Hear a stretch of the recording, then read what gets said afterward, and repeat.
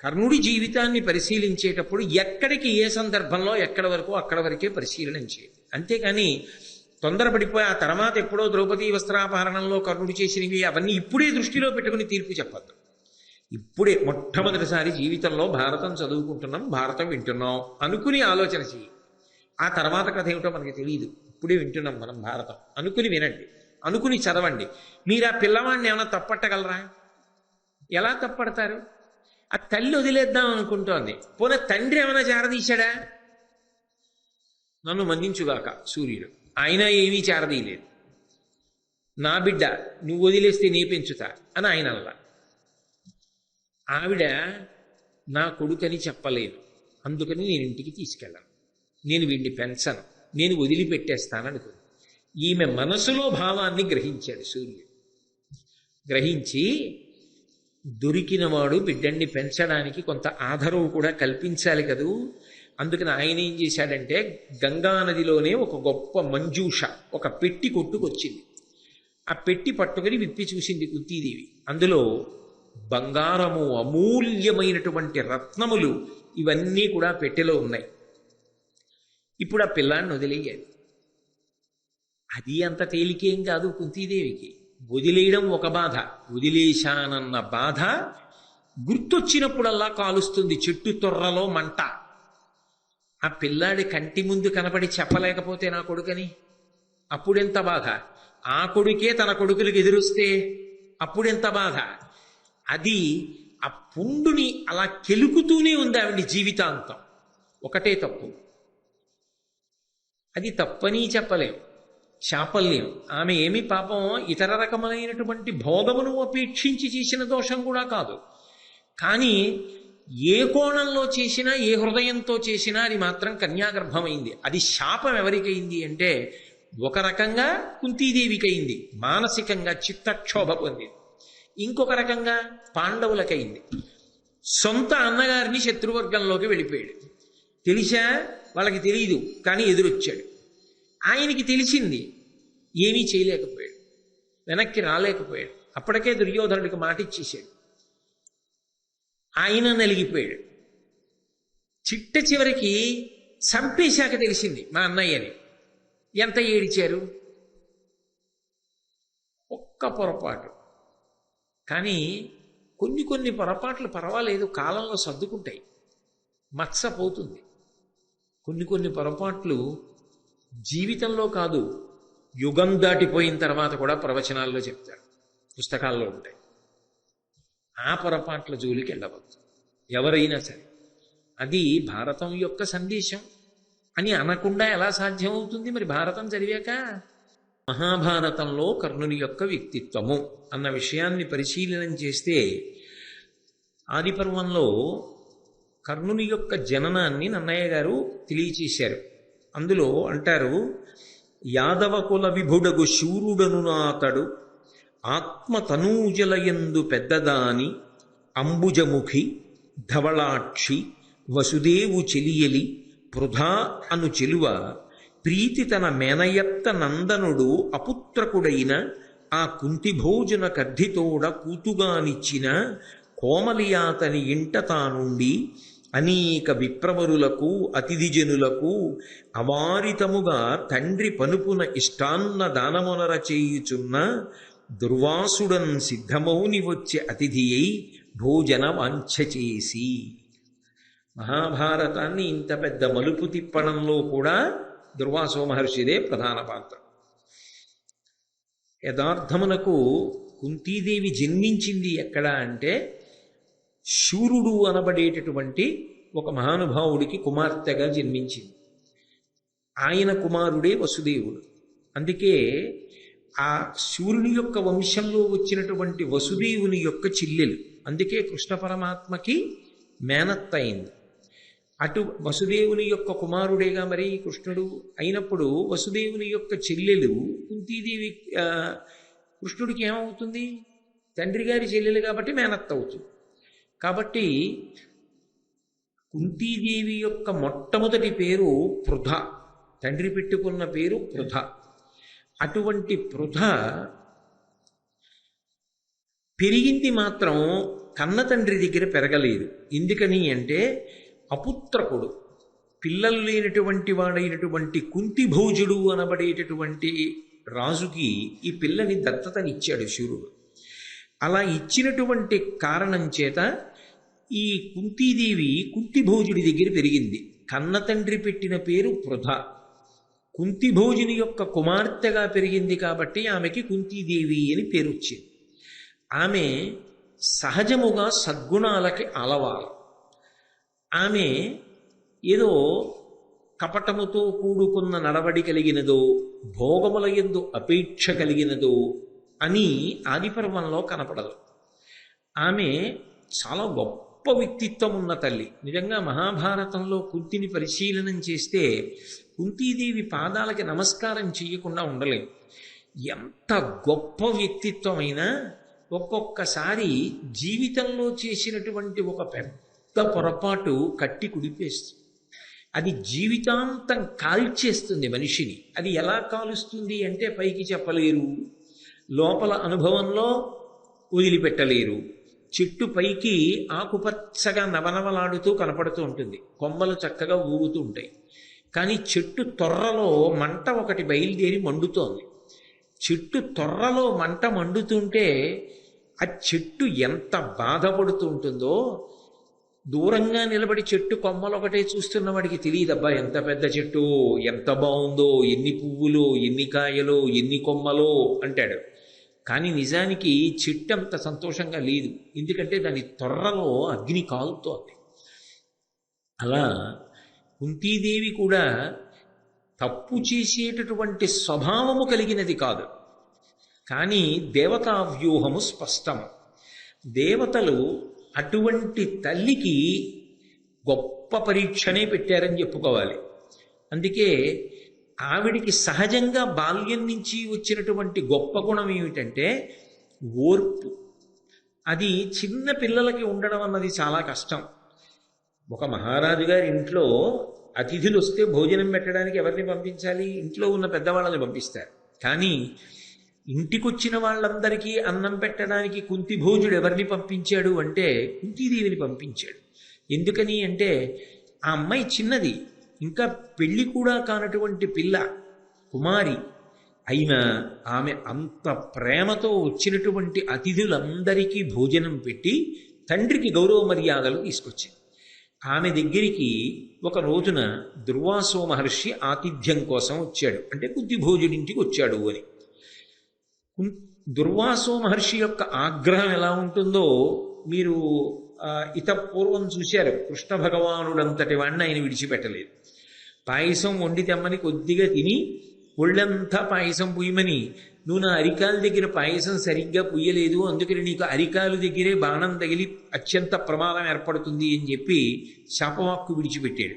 సరే, అది మంగళప్రదం అవుతుంది, ఆ కారణం చేతనే అవతారముని ఎప్పుడోప్పుడు వదిలిపెట్టాలి కాబట్టి వదిలిపెట్టి పరమపదంలో ప్రవేశించడానికి ఆస్కారము కలుగుతుంది అని కూడా చెప్పాడు. అటువంటి దుర్వాసో మహర్షి ఒకనాడు కుంతిభోజని ఇంటికి ఆతిథ్యం కోసం అని వచ్చాడు. అలా వచ్చినటువంటి వాడు ఆతిథ్యాన్ని స్వీకరించేటప్పుడు, ఆయనకి ఆతిథ్యం ఇచ్చేటప్పుడు సాధారణంగా ఎవరు నుంచుతారు? ఎవరైనా పరిణతి కలిగిన వాళ్ళు కాస్త వయస్సులో పెద్దవాళ్ళని పెడతారు. ఎందుకంటే ఆయన సామాన్యుడు కాడు, క్రోధధారి, ఏమో ఎప్పుడేం కోపం వస్తుందో కాస్త పెద్దవాళ్ళని చూడమని అంటారు.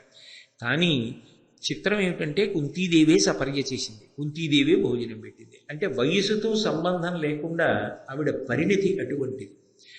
ఆయన భోజనం అంతా చేశాడు.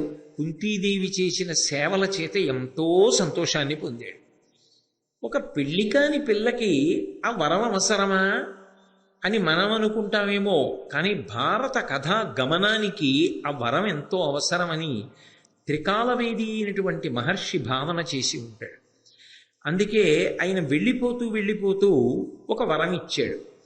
నువ్వు ఎప్పుడైనా ఎవరైనా దేవతని నేను నీకు ఉపదేశం చేసిన మంత్రం చేత ఆహ్వానం చేస్తే వాళ్ళొచ్చి నీకు సంతానాన్ని అనుగ్రహిస్తారు అని చెప్పి ఆ మంత్రాన్ని ఉపదేశం చేసి వెళ్ళిపోయాడు. ఆయనతో ఉండే గొడవ ఎలా ఉంటుందంటే, ఈ మంత్రం నాకెందుకు అంటే అదో గొడవ, అందుకని ఇచ్చింది పుచ్చేసుకుంటే అయిపోతుంది. అందుకని ఆ మంత్రాన్ని ఒక కన్య ఉపదేశాన్ని పొంది, అది నిజానికి తర్వాత కాలంలో భారతాన్ని నిలబెట్టింది. ఆ వరం వల్లే కదా ధర్మరాజు గారు భీముడు, అర్జునుడు, నకులుడు, సహదేవుడు పుట్టారు. ఆ వరమే నిజానికి భారతాన్ని దుర్యోధనుడి వైపు నుంచి కూడా నడిపించడానికి కారణమైంది. ఈ వరం కుంతీదేవిలో ఎందుకో ఒకప్పుడు ఒక చాపల్యానికి కారణమైంది. ఆమె సహజముగా చాపల్యము కలిగినటువంటి పిల్ల మాత్రం కాదు. అప్పుడు ఏమనుకోవాలి అంటే, బుద్ధిని ప్రచోదనం చేసేవాళ్ళు ఎవరు? దేవతలు ప్రచోదనం చేస్తారు. అందుకే కదా ఏ పూజ చేసినా ఆఖరణ లఘుగాయత్రిలో ప్రచోదయాత్ అని అడుగుతారు. ఎందుకో ఒక రోజున ఆమె బుద్ధి అలా ప్రచోదనమైంది. ఆమె గంగా స్నానానికి వెళ్ళింది. గంగలో స్నానం చేసి చూసేటప్పటికీ భానోదయం అవుతోంది. సూర్యబింబాన్ని చూసింది. ఎర్రటి బింబాన్ని తదేకంగా చూడరు, బంగారు వర్ణంలోకి వచ్చినటువంటి బింబాన్ని చూసింది. అది ఎంతో అందంగా ఉంటుంది, మాంసచిక్షువుతో చూడ్డానికి యోగ్యంగా ఉంటుంది. ఆ బంగారు రంగులో ఉన్న బింబాన్ని చూసేటప్పటికీ ఆవిడికి ఎందుకో దుర్వాసో మహర్షి ఇచ్చినటువంటి వరం జ్ఞాపకానికి వచ్చింది. అబ్బా, వెలుగుల ముద్ద, బంగారు వర్ణంలో ఉన్నాడు, ఇట్లాంటి పిల్లాడు నాకు పుడితే అనుకుంది. అసలు అప్పుడు ఎందుకు ఆలోచన ఆవిడికి? ఎందుకో అప్పుడు వచ్చింది ఆ ఆలోచన. అసలు అలా అని చూస్తే ఏమవుతుందో చూద్దాం. లోకంలో ఎలా ఉంటుందంటే కొన్ని ఇలా చేస్తే ఏమవుతుందో చూద్దామనో ఆలోచన వస్తూ ఉంటుంది. కానీ కుంతీదేవి అలా పరిణతి చాలా తక్కువ ఉన్నదని అనుకోవడానికి వీల్లేదు. పైగా అదే చిన్న విషయమా, చిరక విషయమా? ఓ పిల్లాడిని కన్నెపిల్ల పొందడం అంటే ఆమెకి తెలియదా దాని యొక్క విపరిణామములు ఎలా ఉంటాయో? అంటే తెలుసు ఆమెకు. కానీ దేవతా వ్యూహం అనే నేను అనుకోవలసి ఉంటుంది, మీరైనా భావన చేయవలసి ఉంటుంది. మహాభారతం ధర్మ సంస్థాపన కోసం జరిగిన కథ కాబట్టి అలా ఒక వ్యక్తి రాకపోతే, దుర్యోధనుడి పక్షాన నిలబడకపోతే భారత యుద్ధం జరిగే అవకాశం లేదు. అందుకే ఆమెకు ఆ చాపల్యం కలిగి గంగానదిలో స్నానం చేసి సూర్యబింబం వంక తిరిగి ఆ మంత్రము తనదగు హృదయమున అక్కన్య నిలిపి ఆదిత్యున కర్ఘ్యమెత్తి నాకు ఇమ్ము ప్రియమ్మున నీయట్టి పుత్రుని అంబుజమిత్ర అర్ఘ్యమిచ్చి ఆ సూర్యబింబానికి ఇస్తూ నీలాంటి కొడుకుని నాకు ఇయ్యి అంది. దేవతలకు లక్షణం ఉంటుంది. వాళ్ళని ఆ మంత్రంతో పిలిచినప్పుడు వాళ్ళు వచ్చి ఆ కోరుకున్న అనుగ్రహాన్ని కటాక్షించి వెళ్ళిపోతారు. అందుకని బింబం అక్కడే ఉంది. అందులోంచి సూర్యాంశలో సూర్యుడు బయలుదేరి వచ్చాడు, మాంసచిక్షువుతో చూడడానికి వీలుగా. అయినా ఆయన తేజస్సు, ఆయన రూపం, ఆయన వైభవం అలా ఉంటుంది కదూ. ఆయన వచ్చాడు. వస్తే అని కేలుముగిచి నిలిచిన వనజాయత నేత్ర కడకు వచ్చెను గగనంబున నుండి కమలమిత్రుడు తన తీవ్ర కరత్వముడిగి తరుణద్యుతితో. బింబం క్షణానికి తేజస్సుని పుంజేసుకుంటూ ఉంటుంది. కానీ ఆయన ఏం చేశాడంటే తన తేజస్సుని బాగా తగ్గించేసుకుని ఆ పిల్ల చూడడానికి వీలుగా ఉండేటట్టుగా ఆకాశంలోంచి భూమి మీదకి దిగి ఆమె దగ్గరికి వచ్చాడు. ఆమె ఎప్పటికేం చేసింది? 2 చేతులు కైమోడ్చి కళ్ళు మూసి నమస్కరించి ప్రార్థన చేసింది. కళ్ళు తెరిచేటప్పటికీ ఎదురుగుండా ఉన్నాడు. ఆ మంత్ర ప్రభావం అటువంటి. కాబట్టి ఎదురుగుండా వచ్చాడు. వచ్చేటప్పటికే ఆమెకి జ్ఞాపకానికి వచ్చింది, నేనేమన్నానో అది చేయడానికి వచ్చాడు. ఇప్పుడు ఆయన ఏం చేస్తాడు? వచ్చి ఆయన లాంటి పిల్లాడిని ఇస్తాడు. ఏం చేయాలి? ఈవిడే కన్యాగర్భం, ఉపద్రవం కదూ, ఎలా పెంచుకుంటుంది? అందుకని భయం వేసి వెంటనే అంది, నాకు వరమిచ్చి బిడ్డనివ్వాలని నువ్వు బయలుదేరి వచ్చి ఉంటావు, నాకొద్దు. ఎందుకొద్దు అంటావేమో, బ్రహ్మజ్ఞాని నాకు వరం ఇచ్చాడు. ఆ బ్రహ్మజ్ఞాని ఇచ్చినటువంటి వరం ఎలా పనిచేస్తుందో ఒకసారి పరిశీలిద్దామని అన్నానంతే. అంతకు మించి నిజంగానే ఏదో నీలాంటి కొడుకుని పొందాలని వాంఛలేదు, అందుకని నాకొద్దు. ఇలా పిలవడం నా తప్పే. అలా కదా పిలిచాను, మరి నీలాంటి కొడుకుని ఇమ్మని కదా పిలిచాను. మరి నీలాంటి కొడుకుని ఇవ్వడానికే నువ్వు వచ్చావు. వచ్చిన తర్వాత పరిహాసమా? ఇప్పుడు నీలాంటి కొడుకు నాకు అక్కర్లేదు. అదేదో అది నిజంగా మంత్రం పనిచేస్తుందో లేదో చూడటం ఏమిటి? ఆయన బ్రహ్మజ్ఞానని ఆవిడే చెప్తూ కాబట్టి తన యందే దోషం ఉంది కదా ఇప్పుడు. అందుకని ఆవిడ ఏం చేసిందంటే నన్ను క్షమించు. పాపం ఇప్పుడు ఓ పొరపాటు జరిగిందనుకోండి, అది పొరపాటు అని అనుకుని వెంటనే త్రికరణ శుద్ధిగా నన్ను క్షమించు అంటే ఇంకంతకన్నా ఆవిడ ఏం చేయగలదు? ఏది జరగకూడదో అది జరిగింది కాబట్టి నన్ను క్షమించు, క్షమించి నువ్వు బయలుదేరి వెళ్ళిపో. నువ్వు మూడు మూర్తుల యొక్క సమాహార స్వరూపానివి, మూడు వేదములు నీ ఎందు పుట్టే అటువంటి భగవంతుడవు కనుక నా యందు అనుగ్రహంతో చేసిన పొరపాటు మన్నించి నాకు బిడ్డని ఇవ్వకుండా వెళ్ళిపో. ఎందుకు బిడ్డడొద్దంటున్నావు అంటావేమో, నేను మంత్రశక్తి ఎరుగక కోరితే కన్యకిదియు కొరగాదు నాకు గర్భమైన నా తల్లిదండ్రులు చుట్టములను నన్ను చూచి నగరే. కన్న తల్లి దగ్గర కన్న తండ్రి దగ్గర లేదు, పెంపుడు తల్లి పెంపుడు తండ్రి దగ్గర ఉంది.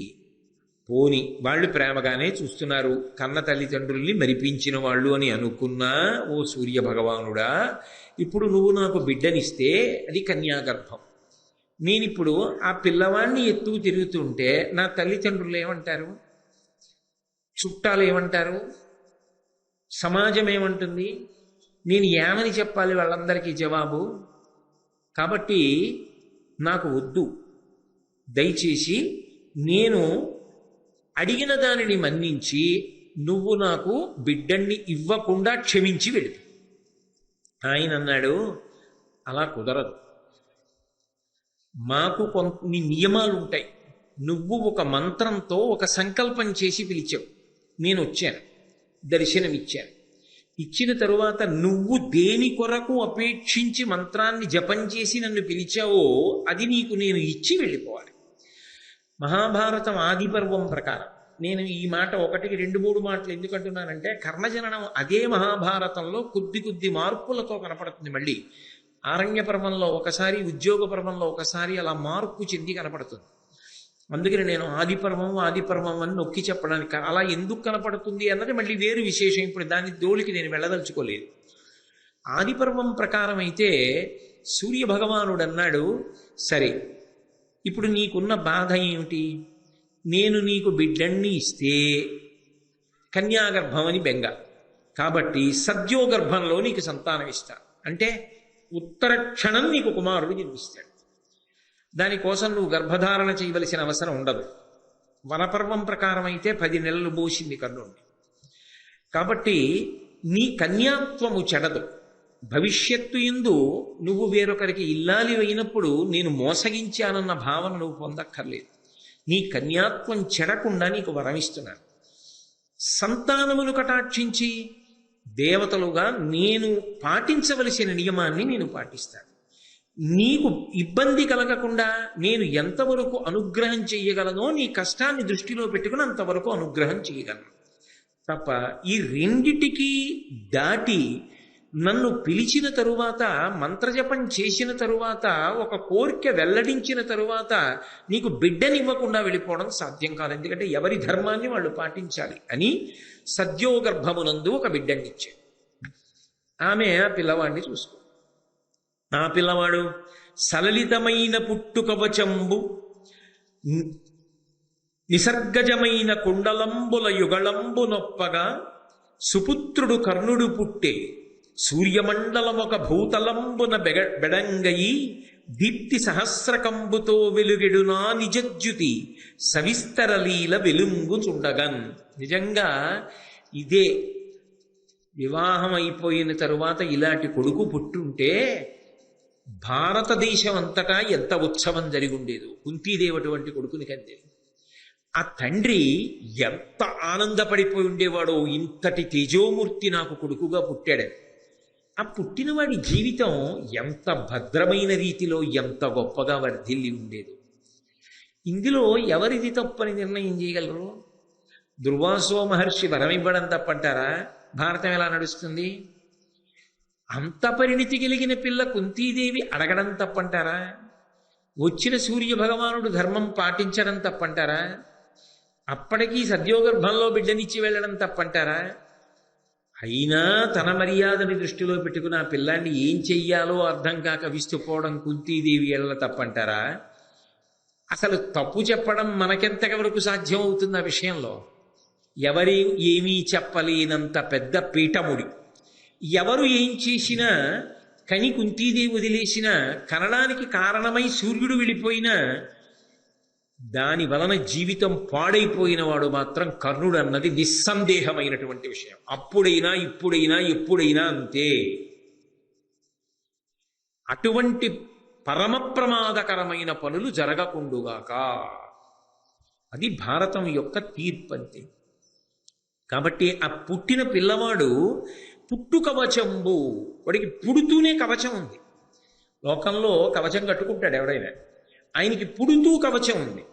అంతేకాదు, నిసర్గజమైన కుండలంబుల యుగళంబు నొప్పగా, చెవులకి సహజమైనటువంటి కుండలములు ఉన్నాయి. దానికి తోడు సుపుత్రుడు కర్ణుడు పుట్టే. ఆయన గురించి తప్పుగా ఏం మాట్లాడాల, ఏదో కుక్కలు కూసాయి, నక్కలు కూసాయి, రక్తం వర్షం పడింది, దుశ్శకునములు ఏం చెప్పలేదు. నన్నయ్య గారు చాలా పవిత్రమైన మాట మాట్లాడారు. అతను సుపుత్రుడు కర్ణుడు పుట్టే. నిజంగా అటువంటి కొడుకు ఎవరికి పుడతాడు? ఆయన సుపుత్రుడే. పరిస్థితులు ఆయనను అలా చేసేసాయి. అనేక మలుపులు తిరిగిపోయింది ఆయన జీవితం. ఆయన చేతిలో లేకుండా తిరిగిపోయింది. ఆయన చెయ్యని పాపానికి ఆయన జీవితం అలా తిరిగింది. నిజంగా ఒక కోణంలో ఆలోచన చేస్తే కర్ణుడి గురించి ఆలోచన చేసినప్పుడు చాలా బాధే కలుగుతుంది. అయ్యయ్యయ్యో, ఇంత పౌరుష పరాక్రమాలు, ఇంతటి శౌర్యమూర్తి, ఇంత గొప్పగా పుట్టినవాడు ఆఖరికి దుష్టంలా వెళ్ళిపోయాడే. అందుకు పుట్టినవాడైతే ఎన్ని దుశ్శకునములు కనపడాలి? అవేం చెప్పలేదు కదా భారతంలో. దుర్యోధనుడు పుట్టినప్పుడు ఎలా జరిగాయో అలా జరగలేదే. చాలా అద్భుతంగా వర్ణిస్తున్నారు. ఆంధ్రీకరించినప్పుడు నన్నయ్య గారు, సుపుత్రుడు కర్ణుడు పుట్టే, సూర్యమండలం ఒక భూతలంబున బెడంగయి, సూర్యమండలం భూమి మీదకి దిగిందా అన్నట్టుగా ఉన్నాడు ఆ పిల్లాడు. దీప్తి సహస్రకంబుతో వెలుగడునా నిజజ్యుతి, ఆ కాంతి అలా ఉంది పిల్లాడిది. అది అన్ని వేపులకి కొడుతోంది. అంత అందగాడు, బంగారు రంగులో మెరిసిపోతున్నాడు ఆ పిల్లాడు. సవిస్తరలీల వెలుంగుచుండగన్. ఎంత కాదన్నా, ఏది ఏమైనా ఇప్పుడు కుంతిపుత్రుడు. వాడు సామాన్యుడా? అసాధారణ పుత్రుడు, సుపుత్రుడు, మొదటి కొడుకు ఆమె. అంతటి మహాతల్లి యొక్క పెద్ద కొడుకు. ఇప్పుడు ఆమె పిల్లవాడిని 2 చేతులతో పట్టుకుంది. సాధారణంగా రాజవంశాలలో కొడుకుడితే చాలని బాధపడుతుంటారు, ఎందుకంటే ఆ రాజ్యానికి వారసుడు కావాలని. అందున సుపుత్రుడు పుట్టుకతో ఇంతటి తేజోమూర్తి పుడితే ఎంత ఆనందపడిపోయి ఉత్సవం చేయాలి? కన్న తండ్రికి తెలియదు, పెంపుడు తండ్రికి తెలియదు. కన్న తల్లి మరిచిపోవడానికి ప్రయత్నించింది. అన్నీ తెలిసిన సూర్యుడు ఏమీ మాట్లాడలేదు. పుట్టిన పిల్లాడు గంగపాలయ్యాడు. ఏం ఆశ్చర్యం! ఏ దోషానికి అంటే 10 మాటలు నేను ఉచ్చరించక్కర్లేదు. అందరూ బాగానే ఉన్నారు. ఒక రకంగా ఆలోచించండి. కుంతీదేవికి తర్వాత ఏమైంది? పాండురాజు గారితో వివాహం అయింది. పాండురాజు గారు భర్తృస్థానంలో ఉండగా పుట్టిన వాళ్ళు ఆమె యొక్క సంతానమని సంతోషంగా ప్రకటించుకున్నారు. మేము పాండురాజపుత్రులమని చెప్పారు. పాపం ఈయన చేసిన తప్పేమిటి? ఆయనదా తప్పు. ఆయన ఏమైపోయాడు? తల్లి ప్రేమని పొందాడా? కర్మసాక్షి, లోకాలకు ప్రభువు సూర్యుడి యొక్క ప్రేమని పొందాడా? ఎవరి ప్రేమని పొందాడు? ఆ పిల్లవాడిని ఎత్తుకుంది, చూసింది, వదలలేకపోయింది. కానీ అన్నిటికన్నా దేనికి భయపడిపోయిందంటే సమాజములో తనకొచ్చేటటువంటి పేరు గురించి, అపకీర్తి గురించి భయపడిపోయింది. ఆమె భయపడిపోయి మనసులో నిశ్చయం చేసుకుంది, ఈ పిల్లవాడిని నేను పెంచను. అంటే దాని ఉద్దేశ్యం, ఈ బిడ్డడు నా కొడుకని నేను చెప్పను. ఆ పిల్లవాడిది తప్పని మీరు అనగలరా? సాధ్యమా? ఎవరికైనా సాధ్యమా? అది ఆ పసిబిడ్డడి తప్ప? వాడు ఏం దోషం చేశాడని? వాడు ఎంత వృద్ధి, అఖండ భూమండలాన్ని ఏలగలిగినటువంటి సార్వభౌముడు.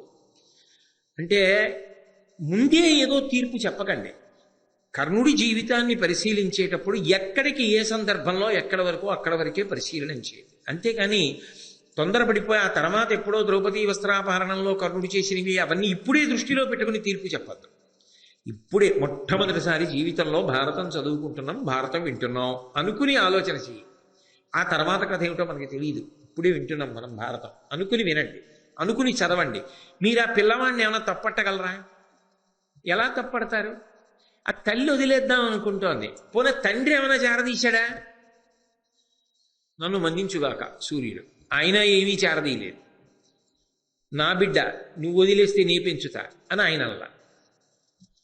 ఆవిడ నా కొడుకని చెప్పలేదు, అందుకని నేను ఇంటికి తీసుకెళ్ళను, నేను వీడిని పెంచను, నేను వదిలిపెట్టేస్తాననుకుంది. ఈమె మనసులో భావాన్ని గ్రహించాడు సూర్యుడు. గ్రహించి దొరికినవాడు బిడ్డన్ని పెంచడానికి కొంత ఆధారం కూడా కల్పించాలి కదూ. అందుకని ఆయన ఏం చేశాడంటే గంగానదిలోనే ఒక గొప్ప మంజూష, ఒక పెట్టి కొట్టుకొచ్చింది. ఆ పెట్టి పట్టుకుని విప్పి చూసింది కుంతీదేవి. అందులో బంగారము, అమూల్యమైనటువంటి రత్నములు ఇవన్నీ కూడా పెట్టెలో ఉన్నాయి. ఇప్పుడు ఆ పిల్లాన్ని వదిలేయాలి. అది అంత తేలికేం కాదు కుంతీదేవికి. వదిలేయడం ఒక బాధ, వదిలేశానన్న బాధ గుర్తొచ్చినప్పుడల్లా కాలుస్తుంది చెట్టు తొర్రలో మంట.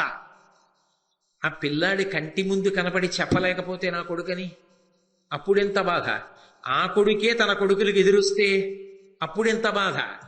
అది ఆ పుండుని అలా కెలుకుతూనే ఉంది ఆవిడ జీవితాంతం. ఒకటే తప్పు, అది తప్పని చెప్పలేం, శాపల్యం. ఆమె ఏమి పాపం ఇతర రకమైనటువంటి భోగమును అపేక్షించి చేసిన దోషం కూడా కాదు. కానీ ఏ కోణంలో చేసినా, ఏ హృదయంతో చేసినా అది మాత్రం కన్యాగర్భమైంది. అది శాపం ఎవరికైంది అంటే ఒక రకంగా కుంతీదేవికి అయింది, మానసికంగా చిత్తక్షోభ పొందింది. ఇంకొక రకంగా పాండవులకైంది. సొంత అన్నగారిని శత్రువర్గంలోకి వెళ్ళిపోయాడు. తెలిసా? వాళ్ళకి తెలియదు, కానీ ఎదురొచ్చాడు. ఆయనకి తెలిసింది, ఏమీ చేయలేకపోయాడు, వెనక్కి రాలేకపోయాడు. అప్పటికే దుర్యోధనుడికి మాట ఇచ్చేసాడు. ఆయన నలిగిపోయాడు. చిట్ట చివరికి చంపేశాక తెలిసింది మా అన్నయ్యని. ఎంత ఏడిచారు, ఒక్క పొరపాటు. కానీ కొన్ని కొన్ని పొరపాట్లు పర్వాలేదు, కాలంలో సర్దుకుంటాయి, మత్స పోతుంది. కొన్ని కొన్ని పొరపాట్లు జీవితంలో కాదు, యుగం దాటిపోయిన తర్వాత కూడా ప్రవచనాల్లో చెప్తారు, పుస్తకాల్లో ఉంటాయి. ఆ పొరపాట్ల జోలికి వెళ్ళవద్దు ఎవరైనా సరే. అది భారతం యొక్క సందేశం అని అనకుండా ఎలా సాధ్యమవుతుంది మరి భారతం చదివాక? కాబట్టి అప్పుడు ఏడిచింది ఆ పిల్లాడిని ఎత్తుకుని.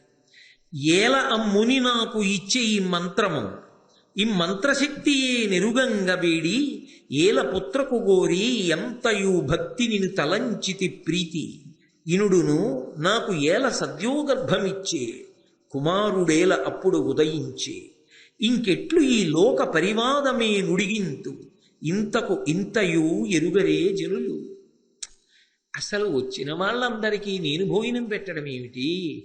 ఎక్కడో సూర్యుడికి కూతురుగా పుడితే కుంతి భోజుడికి దత్తత ఇవ్వడం ఏమిటి?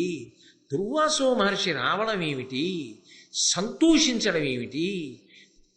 కన్యకి తీసుకొచ్చి ఇటువంటి వరం ఇవ్వడం ఏమిటి? నాకేమో ఒకసారి పరీక్షిద్దామని చాపల్యం పుట్టడం ఏమిటి? సూర్యుడొచ్చి కుదరద కొడుకునిస్తానని సద్యోగర్భంలో కొడుకునివ్వడం ఏమిటి? వీడింత మహనీయమూర్తి ఏమిటి? వీణ్ణి తీసుకెడదామంటే లోకనింద. ఆ తర్వాత తన జీవితం ఎలా, పెళ్ళెలా అవుతుంది? అవనప్పుడు ఇంట్లో తల్లిదండ్రులు ఏమైపోతారు? ఇలాంటి పిల్లని పెంచుకున్నామని వీళ్ళంటారు, ఈ పిల్ల పుట్టిందని వాళ్ళంటారు. లోకానికి అనడం చాలా తేలిక. ఎవరు ఎందుకు చేశారని ఆదరించి పలకరించి విచారించే వాళ్ళు ఎక్కడుంటారో లోకంలో. పొరపాటు దిద్దడానికి వాడికన్నా అవతలవాడి పొరపాటుని ఎత్తి చాటి 10 మందికి చాటింపు వేయడంలో సంతోషం ఎక్కువ ఉన్న వాళ్ళే ఉంటారు నాబోటిగాళ్ళు. కాబట్టి ఇంత వగచింది, ఏం చెయ్యాలో అర్థం కాలేదు. ఈ బాలుని ఎత్తుకుని ఇంటికి జన్న, నన్నున్న బంధులందరూ మనంబుననేమనారే, ఎట్లీ బాలసూర్యుని భునిట్టుల డించి పోవంగా బుద్ధి పుట్టునని కన్య వనంబులోనన్. కుంత్యం లేదు కన్య. వీణ్ణ వదలలేకపోతున్నాను, వీణ్ణి ఎత్తుకుని నేను గాని ఇంటికి వెళ్ళానా, ఎవరి పిల్లాడు అని అడుగుతారు కదా. పోనీ ఎవరో లేదు అని వదిలేసేలా లేడు. ఎవరు చూసినా అబ్బా ఎంత బాగున్నాడో అని కళ్ళు పిల్లాడి వైపు వెళ్ళేటట్టున్నాడు. అప్పుడు నేనేం చెప్పాలి? నేను చెప్పలేను కాబట్టి నాకు వద్దు. అపూర్వమైన కానుక ఆమె పొంది వదిలేసింది. గంగలో వదిలేయాలని సంకల్పం చేయగానే సూర్య భగవానుడు మంజూషని పంపించాడు. ఆ బంగారము రత్నములు అన్నీ ఉన్న పెట్టెలో పిల్లవాడిని పెట్టేసి మంచి ఒరవడిలో వెళ్ళిపోతున్నటువంటి గంగ ప్రవాహంలో ఆఖరికి తన పాశాన్ని తెంపేసుకుని పెట్టి వదిలేసింది. అంతే, వేగంగా పెట్టి వెళ్ళిపోయింది. ఆమె బాధపడుతూ వెనక్కి తిరిగి అంతఃపురానికి వెళ్ళిపోయింది. అది మరిచిపోవాలని చాలా ప్రయత్నం చేసింది.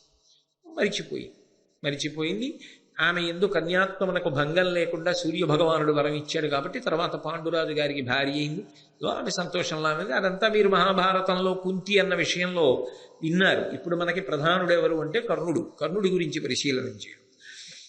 ఇంకా ఎప్పుడైనా ఆవిడికి జ్ఞాపకం వస్తే ఏమో వదిలిపెట్టేశాను, ఆ పిల్లవాడు ఎక్కడున్నాడు అని అనుకుంటుంది. కానీ ఆమె ఇప్పుడు జీవితంలో పొందిన సంతోషం ఆమె పొందినటువంటి కష్టాన్ని కప్పేసింది.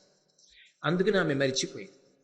కానీ ఆ పిల్లవాడు మళ్ళీ ఎప్పుడైనా కనపడ్డం జరిగిందనుకోండి, ఒకవేళ ఇన్నేళ్ల తర్వాత అయినా, కుంతీదేవి ఈ పిల్లవాడు నా పిల్లవాడే అని గుర్తుపట్టగలదా? ఖచ్చితంగా గుర్తుపడుతుంది. ఎందుకు గుర్తుపడుతుందో తెలుసా? సహజ కవచ కుండలాగా సూర్యుని యొక్క దీప్తి, బంగారు రంగు, అంత అందగాడు, అంత గొప్ప శరీరం, అంత ఎత్తు, ఆయన ఏ సామాన్యుడు కాడు. నాకు భారతం చదువుతున్నప్పుడు అనిపిస్తుంది, బహుశా అందరిలో కర్ణుడు అందగాడేమో అనిపిస్తుంటుంది ఒక్కొక్కసారి. ఎందుకంటే ఆ మహాభారతంలో కర్ణుడి గురించి వర్ణించేటప్పుడు ఆయన అంగ సౌష్ఠవం కానీ, ఆయన పొడగరితనం కానీ, ఆయన చేతుల పొడుగు కానీ, ఆ ధనస్సు పట్టుకుంటే ఎలా ఉంటుంది అసలు కానీ అంత గొప్పగా వర్ణిస్తారు. సూర్యుడంటేనే ఎలా ఉంటాడండి మహానుభావుడు, కంటిని ఎంతగా ఆకర్షిస్తాడు, వెలుగుల ముద్ద, ఆయన ప్రతిబింబం, ఆయన యొక్క రూపుతో వచ్చినవాడు కుంతీదేవి యొక్క కుమారుడు అయినప్పుడు అందగాడు కాక ఇంకొకలా ఉంటాడని ఎలా చెప్తారు? సహజ కవచ కుండలాలతో అటువంటి పిల్లవాడు ఎప్పుడైనా ఎక్కడైనా కనపడ్డాడనుకోండి, కుంతి మనసు దహించుకుపోదు. వాడా వృద్ధిలోకి వచ్చింత వాడయ్యాడని, వాడు అందులో ఒకవేళ ఏ కారణం చేతనైనా కనపడినప్పుడు అసామాన్యుడిగా కనపడ్డాడనుకోండి, త్వరలో మంట ఏమవుతుంది? భగ్గున పైకి లేస్తుంది. వాడు నా బిడ్డడే అని ఎప్పటికీ చెప్పలేదు. కాబట్టి ఇంత వృద్ధిలోకి వచ్చినా వాడిని చెప్పలేకపోతున్నాను, వాడు ఏమైపోతున్నాడో అన్న బాధ బుద్ధి ఉండిపోతుంది కదా. అక్కడతో వదిలేశారు. ఆ పిల్లాడు అలా పెరగాలి. ఎక్కడ పెరిగాడు అంటే అది మాత్రం చెప్పారు. ఆ పెట్టెలో పెట్టబడినటువంటి పిల్లవాడు పెట్టెతో సహా గంగా ప్రవాహంలో వెళ్ళిపోయాడు. వెళ్ళిపోయినప్పుడు ఒక సూతుడు అంటే రథసారథికి దొరికాడు. ఆయన ఆ పెట్టెని ఇంటికి తీసుకెళ్ళి ఆయన భార్య రాధ అన్న ఆవిడికి ఇచ్చాడు. అసలు ఆయన కుంతీదేవి యొక్క కుమారుడు. ఎలా? గుప్తంగా కుంతీ కుమారుడు, ప్రకటనంగా రాధా కుమారుడు, రాధేయుడు. ఎందుకని? ఎవరికి పెట్టె దొరికిందో ఆయన భార్య పేరు రాధ. ఆమె ఎంత అదృష్టవంతురాలో మహాతల్లి, ఎంత సౌశీల్యవతో. ఆ పిల్లవాడిని తీసుకొచ్చినప్పుడు ఆ పెట్టె దొరికిన ఆయన భార్య దగ్గరికి తీసుకెళ్ళిస్తూ అన్నాడు, ఈ బిడ్డడు నాకు ఈ పెట్టెలో దొరికాడు గంగానదిలో. ఆ పెట్టెలో అమూల్యమైన రత్నములు బంగారం కూడా ఉన్నాయి. అది విచిత్రం. వీడు వస్తూ బిడ్డడే రాలేదు మన ఇంటికి, ఇంత బంగారం ఇన్ని రత్నాలు కూడా తెచ్చాడు. కాబట్టి వీడిని వసుషేణుడు అని పేరు పెడుతున్నాయి పిల్లాడికి అన్నాడు. కర్ణుడి యొక్క అసలు పేరు, ఆ పెంచిన తండ్రి గారు పెట్టుకున్న పేరు వసుషేణుడు. అంటే మీరు ఒకటి గమనించండి, ఒక చోట వదలబడిన వాడు వేరొకరికి దొరికినప్పుడు అంత సంతోషకారకమయ్యాడు. అది విచిత్రం. ఆయన అంత సంతోషంగా పట్టుకెళ్ళి భార్యకి ఇచ్చాడు. ఆ భార్య రాధ ఆ పిల్లవాడిని చేత్తో పట్టుకోగానే ఆమె మాతృత్వాన్ని పొంది, అబ్బా ఎంత గొప్ప పిల్లవాడు, నా కోసమే దొరికాడు, వీడు నా అనురాగ పట్టి, నా కొడుకు అన్న భావన రాగానే ఆమెకు పాలు చేపులకు వచ్చాయి. ఆమె పాలిచ్చి పెంచింది. ఇదే చెప్పుకున్నాడు కర్ణుడు ఒకసారి. ఆమె పాలు తాగాను, నాకు తల్లి పాలిచ్చింది. ఆమె కుమారుడిగా లోకంలో పేరు పొందాను. ఇప్పుడు కాదు కుంతీ కుమారుణ్ణని చెప్పుకొనా? పాలిచ్చిన అమ్మ, పెంచి పోషించిన అమ్మ నా అమ్మ కాదు అని అననా? అనలేనన్నాడు. కర్ణుడు గొప్పవాడు కాదని మీరు ఎలా అనగలరు? నేను ఎలా అనగలను? నేను అనలేను. కానీ ఆయన దురదృష్టవంతుడు అని నేను అనడానికి కారణం, ఆయన ఆ గుణములు శోభించలేదు. అవి చెప్పుకోవడానికి అవకాశం రాకుండా అంతకన్నా దుష్టచతుష్టయంలో ఒకడిగానే అపకీర్తి ఎక్కువగా వచ్చింది అంటే ఆయనని కాలం అలా తిప్పేసింది, అనుకోని రీతిలో తిప్పేసింది. ఇప్పుడు దాని దోషమేముందండి? అది బ్రహ్మాండమైనటువంటి సువాసనలు వెదజల్లేటటువంటి పొద. కానీ అది ఎన్ని పూలు పూసినా, అది ఎంత సువాసనాభరితమైనదైనా, ఆ పొద తెలిసో తెలియకో బ్రహ్మాండమైనటువంటి సర్పానికి ఆలవాలమైంది. దాని ఆ పొదలో మధ్యలో పుట్ట పెట్టి ఒక మహాసర్పం పడుకుంటుంది. ఎవరైనా వెడతారా ఆ పొద దగ్గరికి? కోస్తారా పువ్వు? ఆ సువాసన పీలుద్దామని దగ్గరికి వెడతారా? పరిస్థితుల ప్రభావం కర్ణుణ్ణి దుర్యోధనుడి దగ్గరికి తిప్పింది. అక్కడ పోయింది కర్ణుడి యొక్క వైభవం. అయితే ఆయనంతా ఆయన వెళ్ళాడా? ఆయన చేసిన తప్పులకి వెళ్ళాడా? కాదు. ఎలా వెళ్ళాడో, ఎందుకు వెళ్ళాడో పరిశీలనం చేస్తే నిజంగా చాలా చాలా బాధే కలుగుతుంది. అయ్యయ్యయ్యో, ఈ మలుపు తిరిగిక పట్టి కదా ఇలా అయిపోయాడు ఈయన అనిపిస్తుంది. అది ఎక్కడ తిరిగింది అన్నది మనం పరిశీలనం చేద్దాం. ఆ తల్లి రాధమ్మతో ప్రేమతో పాలిచ్చి పిల్లవాడిని సొంత కొడుకుగాని పెంచి పెద్ద చేసింది. ఆ తండ్రి కూడా అంత ప్రేమతో పెంచి పెద్ద చేశాడు. అలా పెంచి పెద్ద చేసినటువంటి పిల్లవాడు పెరిగి పెద్దవాడయ్యాడు. అయిన తరువాత ఒకానొకప్పుడు ఈ కుంతీదేవి పాండురాజు గారిని పెళ్లి చేసుకున్న తర్వాత ధర్మరాజు, భీముడు, అర్జునుడు, నకులుడు, సహదేవుడు దేవతల యొక్క అంశాలలో పుట్టారు. పుట్టిన తర్వాత పాండురాజు గారు శరీరం విడిచిపెట్టాడు. శరీరం విడిచిపెట్టిన తర్వాత మాతృ సాగమనం చేసింది. ఈ పిల్లల్ని నేను ఎక్కడ పెంచగలనని చెప్పి అక్కడ ఉన్నటువంటి బ్రాహ్మణులందరినీ కూడా తీసుకుని ఆవిడ బయలుదేరి ఆ ఋషులందరితో కలిసి హస్తినాపురానికి వచ్చింది. అప్పుడు ధృతరాష్ట్ర మహారాజు స్వాగతం పలికాడు. ఆమె అంతఃపురంలోకి ప్రవేశించింది. వీళ్ళు దేవతాంశలలో వచ్చినటువంటి పిల్లలు పాండురాజు గారు కోరి కన్నవాడే కాబట్టి పాండురాజు యొక్క కుమారుడుగానే లోకములో ధార్మికంగా భావింపబడ్డారు. వాళ్ళందరూ కూడా పాండుతనూజులు అన్న పేరుతో పెరిగి పెద్దవారవుతున్నారు. సహజంగా దేవతాంశలలో వచ్చిన వారు కాబట్టి క్రమశిక్షణతో గురువుల పట్ల, పెద్దల పట్ల అకుంఠితమైనటువంటి గౌరవంతో వాళ్ళకి సేవ చేస్తూ వృద్ధిలోకి వచ్చారు. అదే సమయంలో పుట్టుకతోనే అధర్మాత్ముడు, పుట్టుకతోనే మాత్సర్య బుద్ధి కలిగినవాడు, పాండవులను ఎలా పాడు చెయ్యాలనేటటువంటి కోరిక తనంత తానుగా మొదటి నుంచి ఉన్నవాడు. పరిస్థితుల ప్రభావం వల్ల అన్న మాట దుర్యోధనుడికి అన్వయం అవ్వదు. ఆయనకి పుట్టుకతో వాళ్ళెప్పుడూ సోదర భావనతోనే ఉన్నా ఆయన అలా అంగీకరించలేడు పాండవులు. అందుకని ఎలా పాండవుల్ని పాడు చేసేయాలనేటటువంటి భావన పరిపూర్ణముగా ఉన్నవాడు దుర్యోధనుడు. అయినా వాళ్ళ ధర్మం వాళ్ళని రక్షిస్తూ వచ్చింది పాండవుల్ని. అందుకే విషాన్నం పెట్టించాడు, పాములతో కరిపించాడు, నీళ్లలో తోయించాడు, లక్క ఇంట్లో పెట్టి కాల్పించాడు, ఇన్ని చేయించాడు కదూ. ఆ పిల్లలు పాండవులు తిరిగి పెద్దవాళ్ళు అవుతున్నారు. ఒకప్పుడు కృపాచార్యుల వారు పాఠం చెప్పారు వాళ్ళకి. తర్వాత ఒకనాడు ద్రోణాచార్యుల వారు వస్తే భీష్మాచార్యుల వారు సంభావించి ఆ ద్రోణాచార్యుల వారిని పాండవులకు గురువుగా పెట్టాడు. పాండవులకు అంటే పాండురాజపుత్రులకు, ధృతరాష్ట్రుని యొక్క పుత్రులకు కూడా. వాళ్లతో పాటే కర్ణుడు కూడా నేర్చుకున్నాడు. ఆ రోజులలో మీరు భారతాన్ని జాగ్రత్తగా పరిశీలిస్తే ఏదో కొద్ది ప్రాంతానికి కాదు, ఎక్కడెక్కడ నుంచో వచ్చి ద్రోణాచార్యుల వారి దగ్గర విలువిద్య నేర్చుకునేవారు. అందుకే కర్ణుడు కూడా ద్రోణాచార్యుల వారి దగ్గరే విలువిద్య నేర్చుకున్నాడు. అందుకే గురుడు అన్న మాటే వాడుతూ ఉంటాడు ద్రోణాచార్యుల వారిని ఉద్దేశించి. ఆయన దగ్గరే నేర్చుకున్నాడు. దుర్యోధనాదులతో కలిసి తిరుగుతూ ఉండేవాడు. అయితే ఒకానొక సందర్భంలో వీళ్ళందరూ కూడా సభాప్రవేశం చేశారు. ఎప్పుడు అంటే కుమారాస్త్ర విద్యా ప్రదర్శనము అని ఒక ఘట్టం ఏర్పడింది. పిల్లలకి పాఠం నేర్పాడు కదా ద్రోణాచార్యుల వారు. ఈ పిల్లలందరికీ నేర్పిన పాఠం ఏమిటి? ధనుర్వేదం. గొప్పగా అస్త్రప్రయోగం చేస్తారు, కొంతమంది శూలం ప్రయోగిస్తారు, కొంతమంది గదాయుద్ధం చేస్తారు. ఎవరెవరికి ఏ పాఠం చెప్పాడు అందులో వాళ్ళు ఎంత గొప్పగా ప్రవీణులయ్యారు అన్నది ఆ రాచకుటుంబం అంతా చూడడం కోసమని ఒక గొప్ప రంగస్థలాన్ని ఏర్పాటు చేశారు. ఆ రంగస్థలాన్ని ఏర్పాటు చేసినప్పుడు ఈ పిల్లల యొక్క విద్యాభ్యాసం అయిపోయిన తరువాత వాళ్ళు ఎంత బాగా విద్యని ప్రదర్శన చేస్తారు చూడడం కోసం ధృతరాష్ట్ర మహారాజు వచ్చి కూర్చున్నాడు. పక్కన గాంధారి కూర్చుంది, ఆ పక్కనే కుంతీదేవి కూర్చుంది. భీష్ముడు, ద్రోణుడు, విదురుడు, అశ్వత్థామ, కృపాచార్యుడు, ద్రోణాచార్యుడు వీళ్ళందరూ ఉన్నారు. సరే, పిల్లల్ని ప్రారంభం చేయమన్నారు. ఎవరికి వచ్చిన విద్య వాళ్ళు ప్రదర్శిస్తున్నారు. భీమ దుర్యోధనుల మధ్య గదాయుద్ధం ప్రారంభమైంది. అది ఎలా ప్రారంభమైంది అంటే చివరికి ఏ స్థాయికి వెళ్ళిపోవడం మొదలెట్టిందంటే కురుక్షేత్రాన్ని తలపించేసి వాళ్ళిద్దరూ పిల్లలుగా ఉన్నప్పుడు ఒకరినొకరు చంపేసుకుంటారా అన్నట్టుగా కొట్టేసుకున్నారు.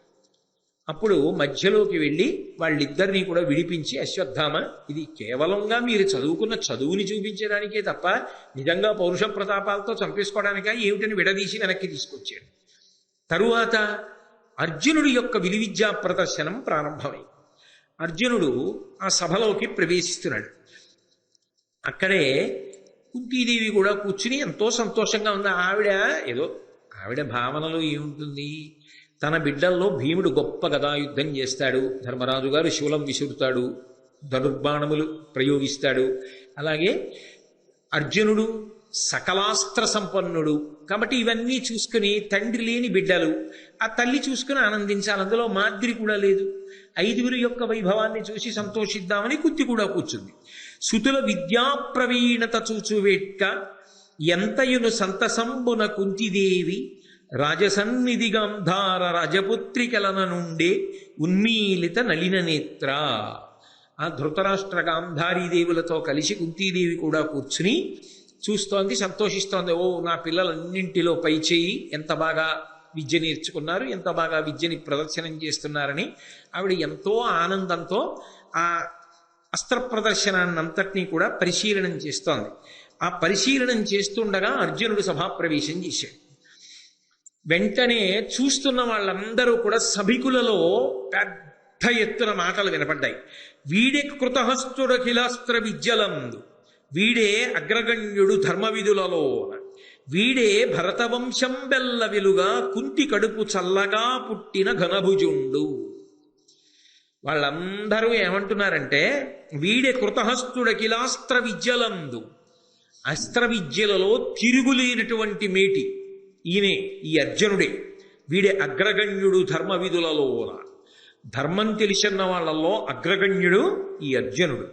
వీడే భరతవంశం బెల్ల వెలుగా, భరతవంశం అంతా వెలిగిపోయేటట్టుగా అపారమైన కీర్తి తీసుకురావడానికి కుంతి కడుపు చల్లగా పుట్టిన ఘనభుజుండు.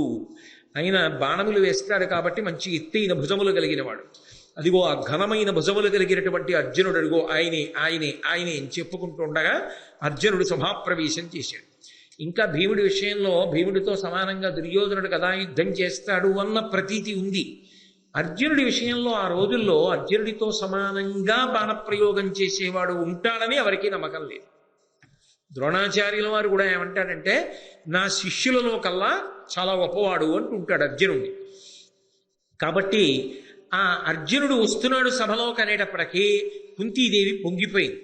అబ్బా, మీకు నేను మొట్టమొదటే చెప్పాను ఆ ప్రసంగం ప్రారంభంలో, దుర్యోధనుడి బాధ కూడా అక్కడే. భీముడికి నేనున్నాను, అర్జునుడికి ఎదురు తిరిగి పోరాడగలిగినటువంటి యోధుడు నా వైపు లేడు. ఎందుకంటే మొదటి నుంచి మాత్సర్యం కదా, మరి ఆ స్థానంలో భర్తీ చేసేవాడు లేడు నాకు. ఇప్పుడు ఇంతమంది అర్జునుడు వస్తున్నాడని జేజేలు పలుకుతుంటే దుర్యోధనుడి హృదయం ఎలా ఉంటుందో ఆలోచించండి. మండిపోతోంది.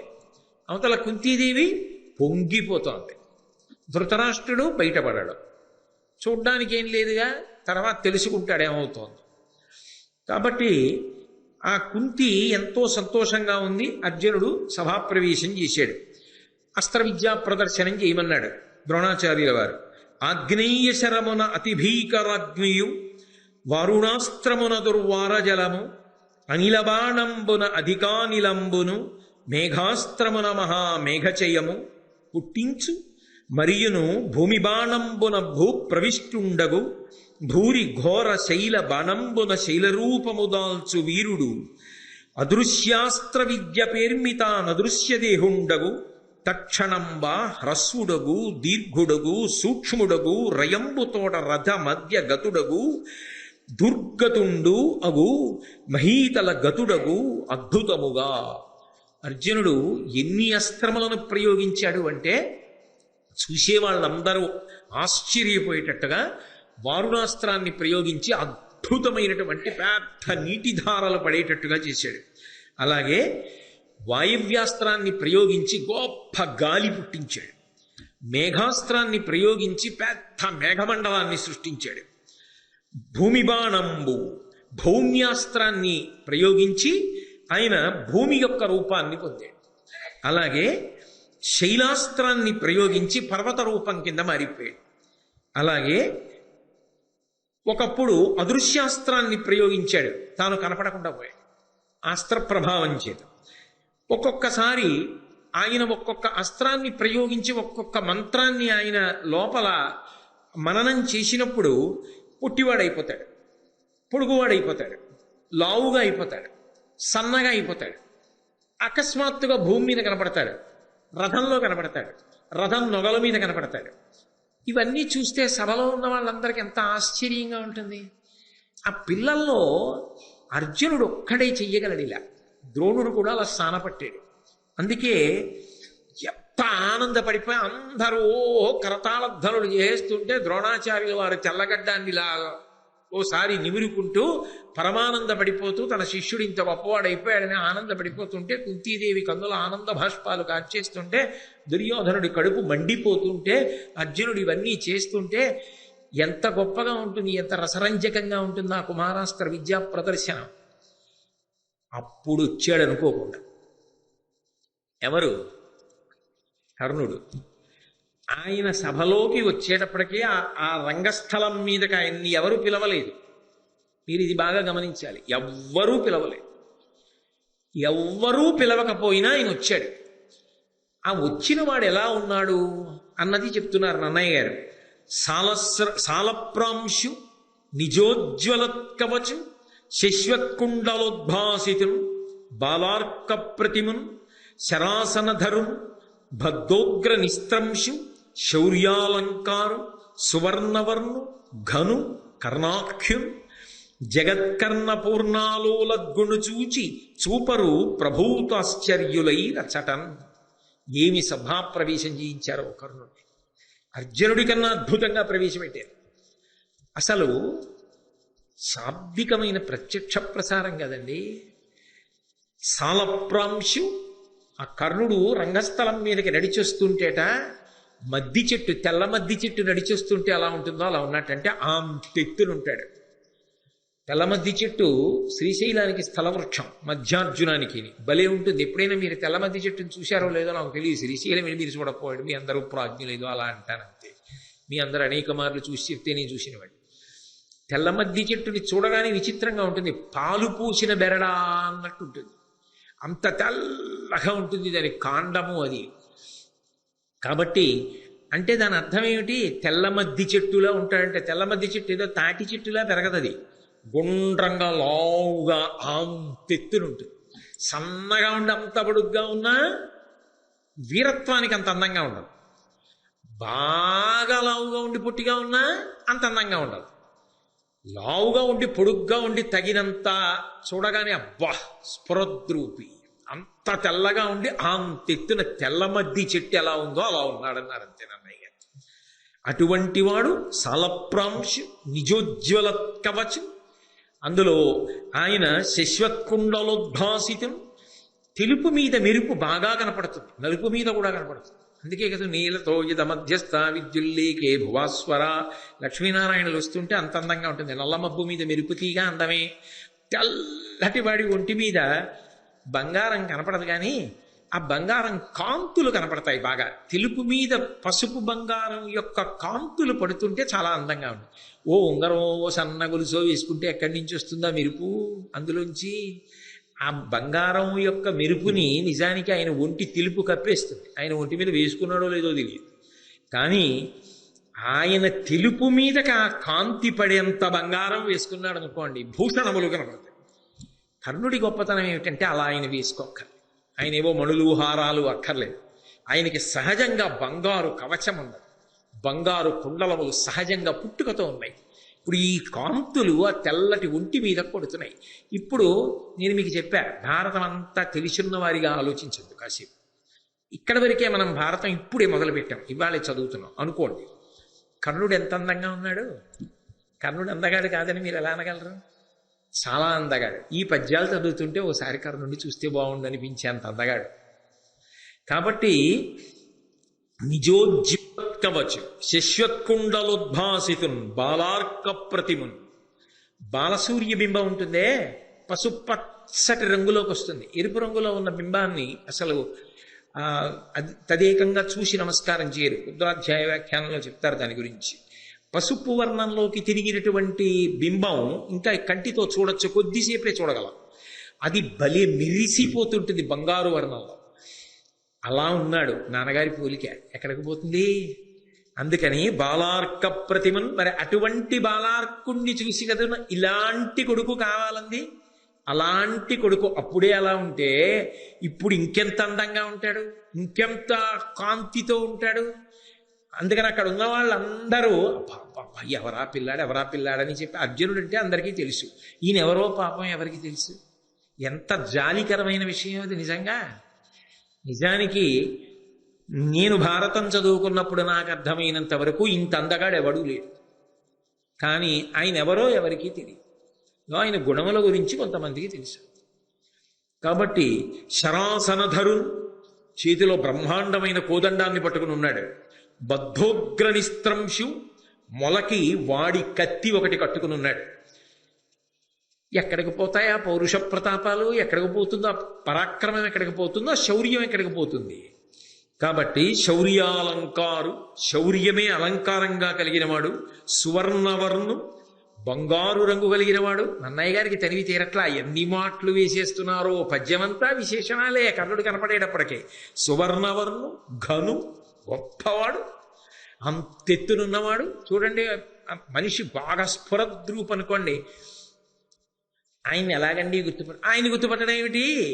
అంతెత్తునుంటారు, చూడగానే గుర్తుపట్టేయచ్చు అంటారు. చూడండి, మహాత్ముల విషయంలోనూ అంతంత స్ఫురద్రూపులై అంతెత్తున అలా ఉంటారు. కొంతమంది శంకర భగవత్పాదులు ఎలా ఉంటారని అడగక్కర్లేదు. ఆయన మహానుభావుడు ఇలా చూడగానే బాలసూర్య బింబంలా వెలిగిపోతుంటారు అంతెత్తున. శంకరాచార్యులు వారు ఎవరైనా అడగడం ఏమిటండి అనం. అలా ఘను, కర్ణాఖ్యున్, కర్ణుడిని పేరు కలిగినటువంటి వాడు. ఆయన జగత్కర్ణ పూర్ణాలోలగ్గును చూచి ఆయన కనపడగానే ఆ చుట్టుపక్కల ఉన్న ప్రజలందరూ చెవుల్లో చెప్పుకుంటున్నారట. ఆయన ఎవరికి సంబంధించిన వాడు ఎవరికి తెలియదు, కానీ ఆయన మంచి గుణముల గురించి చెప్పుకుంటున్నారు. చాలా మంచివాడయా పిల్లాడు, చాలా క్రమశిక్షణ కలిగిన వాడు, గురుభక్తి ఉన్నవాడు, ఎంత సాధన చేస్తాడో తెలుసా అని. చాలా మంచివాడు, ఎవరికి ఏదన్నా ఉపకారం చేయాలంటే ముందుంటాడు. అంటే ఇప్పటి వరకు కర్ణుణ్ణి మీరు దుష్టచతుష్టయంలో పెట్టడానికి సాధ్యం అవుతుందా? భారతం చదివేసిన వాళ్ళలా మాట్లాడకండి. ఇక్కడ వరకు ఆయన గురించి ప్రజలు మంచిగా చెప్పుకున్నారా లేదా? అటువంటి కర్ణుడు చూపరు ప్రభూతాశ్చర్యులై రచటన్. చూసిన వాళ్ళందరూ ఇప్పటిదాకా ఏం చూస్తున్నారు? అర్జునుడు వేస్తున్న అస్త్రాలు చూస్తున్నారు. ఇప్పుడు కూడా వాళ్ళ దృష్టి దేని మీద ఉండాలి? అమ్మో, తర్వాత అర్జునుడు ఏం చేస్తాడో అని అటుండాలి. కానీ ఇంత చేసి దృష్టిని ఆకర్షించిన అర్జునుడు కర్ణుడు సభాప్రవేశం చేసేటప్పటికి ప్రజలందరి దృష్టి ఆయన వైపుకి వెళ్ళింది. అబ్బా, ఎవర్రా అలా ఉన్నాడు కర్ణుట్ట, మంచివాడు, చాలా మంచివాడు అండి. ఎవరబ్బాయి, ఏమిటి, ఎక్కడి నుంచి వచ్చాడు, ఏం చేస్తాడు, ఏమో తెలియదు. ఇప్పుడు ఆ పిల్లవాడు సభాప్రవేశం చేశాడు. ధృతిదరిగి మోహమూర్ఛాన్వితయైనను సంభ్రమించి విదురుడు ప్రత్యాగత జీవ చేసినప్పుడు అతి శీతల చందనోద కాసేకమునన్. వాళ్ళిద్దరూ దెబ్బలాడుకునేటటువంటి సందర్భం ఏర్పడితే కుంతీదేవి మూర్ఛపోయింది. ఎందుకంటే చూడక చూడక చూసింది కొడుకుని. చందనపు నీళ్లు చల్లి విదురుడు ఆవిడికి స్పృహ వచ్చేటట్టుగా చేశాడు. అయితే మీరు ఇక్కడ ఒకటి గమనించాలి. అలా కర్ణుడు సభలోకి ప్రవేశించగానే సభలో ఉన్న వాళ్ళందరూ అర్జునుడిని మరిచిపోయి కర్ణుడి వంక చూశారు. సభలో అర్జునుడి యొక్క అస్త్ర ప్రదర్శనం చూసి పొంగిపోతున్న కుంతికి ఈ పిల్లాడు కనబడ్డాడు. ఆ పిల్లాడు ఎవరు ఏమో తెలియదు, కానీ చాలా మంచివాడని అందరూ చెవుల్లో చెప్పుకుంటున్నారు. గుండెల్లో చప్పుల్లో వినపడింది ఆ పిల్లాడు ఎవరికి? కుంతీదేవికి. అబ్బా, వీడింత గొప్పవాడయ్యాడే, ధనుర్బాణాలు పట్టుకుని మొలకి కత్తి కట్టుకుని ఎలా ఉన్నాడు రా నా బిడ్డడు అనగలదా? పైకి అనడం లేదు, సాహసించలేకపోయింది. అంతటి ప్రయోజకుడు ఆయన్నే ఎవరూ తక్కువ చేయలేదు. అయినా ఆమె ఆయన గురించి ఏమీ మాట్లాడలేకపోయింది. కానీ ఆ పిల్లవాడిని చూసుకుని మాత్రం చాలా సంతోషాన్ని పొందింది, ఆశ్చర్యాన్ని పొందింది. అలా ఆశ్చర్యాన్ని పొందినటువంటి సందర్భంలో ఒక విచిత్రం జరిగింది. ఆ కర్ణుడు సభలో ప్రవేశించి, నీవకడు నేర్పుకాడవుగా వలవదు, వీని గొన్ని గరచితి మేమున్, నీ విద్యలెల్ల చూపుదు మే వీరుల సూచి మేలు మేలని పొగడం. కాస్త వ్యగ్రతతో కూడిన కంఠంతో మాట్లాడాడు కర్ణుడు. ఆయన అన్నాడు, నీవకడ నేర్పుకాడవు కా వలవదు, వీనిగొన్ని గరచితి మేమున్. ఓ అర్జున, పెద్ద నీకే ఏదో అస్త్ర విద్య వచ్చని అనుకోకు. నీవు ఏం చూపించావో అవన్నీ నాకు వచ్చు. నీ విద్యలెల్ల చూపుదు మీ వీరుల చూచి మేలు మేలని పొగడం. నిన్ను చూసి వీళ్ళందరూ అబ్బా అర్జునుడు, అబ్బా అర్జునుడు, అబ్బా అర్జునుడు, ఘనభుజుడు, ఎంత గొప్ప గొప్ప అస్త్రాలు వేశానంటున్నారు కదా, అవన్నీ నేను కూడా వేస్తాను. అవన్నీ వేయడం నాకు కూడా వచ్చు. నేను కూడా అటువంటి అస్త్ర ప్రదర్శనం ఇస్తాను. అయితే అలా అనవలసిన అవసరం ఏమిటి? అలా ఎందుకు అన్నాం అంటే, మీరు ఆ మాట్లాడిన తీరుని బట్టి ఒకటి గమనించాలి. అక్కడ ఏమైందంటే, దీని నేపథ్యాన్ని మీరు కొంచెం జాగ్రత్తగా పరిశీలనం చేస్తే, అర్జునుడికి అవకాశం ఇచ్చినట్టే కర్ణుణ్ణి కూడా పిలిచి సభలో, ఈయన కర్ణుడు, ఈయన కూడా గొప్పగా అస్త్రములను ప్రదర్శిస్తాడు, ఈయన ఫలానా వారి బిడ్డడు, ఈయన ఇలా విద్య నేర్చుకున్నాడు, ఇప్పుడు ఆ పిల్లవాడు చూపించేటటువంటి అస్త్ర విద్యా ప్రదర్శనం చూడండి అనేవాళ్ళుంటే కర్ణుడి జీవితం ఇంకొకలా ఉండేది. అలా అనేవాళ్ళు లేరు. అర్జునుడు ఎంత కష్టపడి నేర్చుకుంటున్నాడో తాను అంత కష్టపడి నేర్చుకుంటున్నాడు. కానీ కర్ణుడి జీవితంలో భంగపాటులు ఎక్కడ జరిగిపోయాయంటే, ద్రోణాచార్యుల వారు విద్య నేర్పాడు, కానీ అర్జునుడే నా దగ్గర విలువిద్య నేర్చుకున్న వాళ్ళందరిలోకి అధికుడవుతాడు అన్నాడు. అంటే ప్రత్యేకమైన ప్రీతి అర్జునుడి పట్ల చూపించాడు అన్నది నిర్వివాదాంశం కదా. భారతం చదివిన వాళ్ళకి ఎవరికైనా అర్థం ఉంది. వచ్చెడువాడు ఫల్గునుడు అవశ్యము గెలుతు మనంగరాదు అన్నాడు. ఒకప్పుడు అర్జునుడు వస్తుంటే పొంగిపోయాడు గోగ్రహణ సమయం అయినప్పుడు. గురువు గారికి అర్జునుడంటే పక్షపాతం. పక్షపాతం అంటే అర్జునుడంటే ఎక్కువ ప్రీతి ఉంది. అందరూ పాండురాజకుమారుడు, పాండురాజకుమారుడు, పాండురాజకుమారుడు అంటాడు. అబ్బా ఎంత అందగాడో అంటారు. ఆయన కానీ అస్త్రప్రయోగం చేస్తేనా అంటారు, చప్పట్లు కొడతారు. ఏ కర్ణుడికి ఏం తక్కువ? ఆ మాటకొస్తే సహజ కవచకుండలాలు కూడా ఉన్నాయి, ఎక్కువేగా. అర్జునుడు ఏం చేస్తాడో అవన్నీ చేస్తాడు, కానీ తనెందుకు తెలియలే ఎవరికి? తననెందుకు ఆదరించరు? అంటే ఆనాటి సమాజంలో కర్ణుడు బాధపడ్డానికి ఏదో ఒక బలమైన కారణం ఉంది. ఆ బలమైన కారణానికి కర్ణుడి యొక్క మనస్సు వ్యధ చెంది ఉన్నది అన్నది మాత్రం పక్కన పెట్టలేని నిర్వివాదాంశమైనటువంటి అంశం. అదైన గుండెల్లో గూడు కట్టుకున్న బాధ. ఆ బాధ వ్యగ్రతగా వచ్చింది. నీకే వచ్చనుకుంటున్నావా? అవి నేను ప్రదర్శించగలను. ఈ మాట అనగానే అంత మాట అర్జునుడిని ఎవరన్నా అంటారని ఎవరు ఊహించలేదు.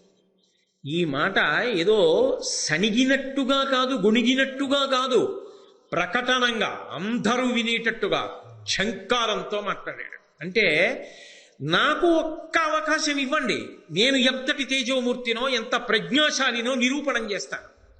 ఎందుకు నా గురించి ఎందుకు రాదు సభలో? నా గురించి ఎందుకు 10 మంది అలా ఆదరించరు? నాకెందుకు విద్యాభ్యాసం అలా ఇవ్వరు? నన్నెందుకు అలా ఎక్కువ ప్రేమతో చూడరు? ఎక్కడో ఆయన మనసులో ఏదో ఆక్రోశం ఉంది. ఆ ఆక్రోశం బయటపడిపోయింది. ఆ ఆక్రోశం ఏమైపోయిందంటే ఆయనకి తెలియకుండానే అది అర్జునుడి పట్ల మాత్సర్యంగా ఏర్పడింది. పెట్టి పుట్టినవాడు అర్జునుడు. పాండురాజు కొడుకు అంటారు, కుంతీదేవి కొడుకు అంటారు. తండ్రి చిన్నతనంలో చచ్చిపోయినా అంత వృద్ధిలోకి తీసుకొచ్చారు. తాతగారు భీష్ముడు ఒళ్ళో కూర్చోబెట్టుకుంటాడు. ద్రోణాచార్యుల వారు అందరికన్నా గొప్పవాణ్ణి చేస్తానని విద్య నేర్పుతాడు. అంతఃపురంలో ఉంటాడు. నాకేం రాదు, నేను అలాగే విలువిద్య నేర్చుకోగలను, నేను అలాగే గురి చూసి కొట్టగలను. పాపం మహానుభావుడు ఆయన, కుంతీసుతుడు ఆయన, సూర్యసుతుడు ఆయనకున్న శౌర్య పరాక్రమాలు ఆయనకున్నాయి, కానీ అవి రాణించకుండా పోయే దురదృష్టవంతుడు. నేను ఎన్ని మాటలు చెప్పాలి దానికి కారణం? ఎక్కడో జరిగిన ఒక పొరపాటు ఆయన్ని కాల్చింది. నాకెందుకు లేదు ఈ గుర్తింపు? అన్ని విధాలా సమానుణ్ణి కాదు, అధికుణ్ణి ఆ మాటకొస్తే, కానీ నాకు గోడ చేరుపు లేదు. ఇది ఆయన ఆక్రోశం. ఈ అర్జునుడికి ఇంత పేరు వస్తోంది, నిజానికి అంత అర్హత నాకున్నా నాకు రావట్లేదు. ఈ బాధ అర్జునుడి పట్ల మాత్సర్యంగా మారింది. అది పరిణితి లేని వయస్సు. అంత పరిణితి కర్ణుడికి ఉండాలని చెప్పడం కూడా సాధ్యం కాదు. నిర్మోహమాటంగా మాట్లాడితే, నిస్సంకోచంగా మాట్లాడితే, ఎప్పుడు తప్పు చేసినప్పుడు తప్పు, ఒప్పు చేసినప్పుడు ఒప్పు, తప్పుని ఒప్పుని ఒకటి చేసి మాట్లాడడం పక్షపాతరహితంగా గ్రంథాన్ని పరిశీలనం చేయడం కాదు. కాబట్టి ఉన్నది ఉన్నట్టే మాట్లాడాలి. ఇది అర్జునుడి పట్ల మాత్సర్యంగా మారింది కర్ణుడికి.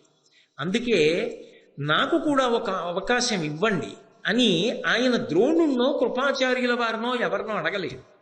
ఆయన అర్జునుడిని ఉద్దేశించి మాట్లాడాడు సభలో. అప్పుడు అర్జునుడి తప్పేమిటి?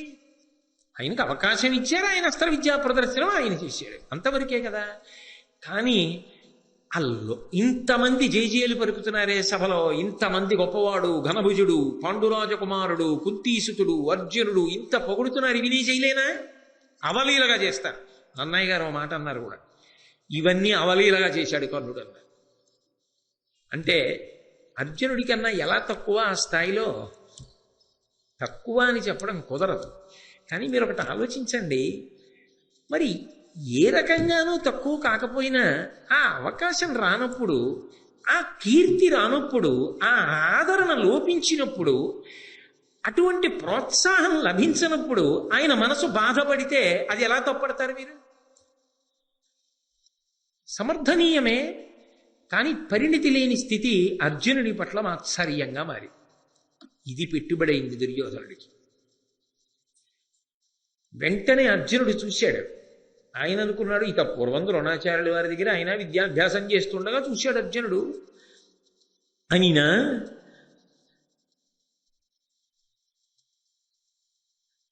సూర్యతనయు పలుకులు జనులకు విస్మయము, సవ్యసాచికి కోపంబును సిగ్గును, మరి దుర్యోధనునకు ప్రీతియును చేసే తక్షణ మాత్రమునన్. ఇక్కడ పెద్ద మలుపు తిరిగిపోయింది భారతం. ఎప్పుడైతే కర్ణుడు వచ్చి ఈ మాట అన్నాడో, అని అనగానే అది అనిన ఇనతనయు పలుకులు, ఇనుడు అంటే సూర్యుడు, సూర్యుని యొక్క కుమారుడైనటువంటి కర్ణుడి పలుకులు. ఎందుకని ఆయన సూర్యపుత్రుడేగా. శౌర్యము, ఆ పరాక్రమము అవన్నీ తేజోంశ సంభవములు. మహానుభావుడు నిజంగా ఆయన దురదృష్టం కప్పేసింది ఆయన. కాబట్టి ఆ జనులకు విస్మయము, అందరూ ఆశ్చర్యపోయారు. ఉత్తినే డంబాలేదు అందామంటే అలాగే కనపడుతున్నాడు, నిజంగా అలా నిలబడగలిగిన వాళ్ళ కనపడుతున్నాడు. అందుకని జనులకు ఆశ్చర్యం వేసింది. అదేమిటి మరి ఇంత తేజోమూర్తి అయితే అసలు ఇతని గురించి లోకంలో అంతా ఆ పేరు ఎందుకు బయటికి రాలేదు? కాబట్టి జనులకు విస్మయము, సవ్యసాచికి కోపంబు సిగ్గు. అర్జునుడికి అందరూ నన్ను పొగుడుతూ నేనేదో ఇంత గొప్పవాడిని అనుకునే సమయానికి ఈయన వచ్చి ఇలా అనేటప్పటికీ నా పరువు పోయింది కదా, కోపం. ఆయన ఇవన్నీ ప్రయోగిస్తే ఇంకా నా గొప్ప ఏమిటి? సిగ్గు.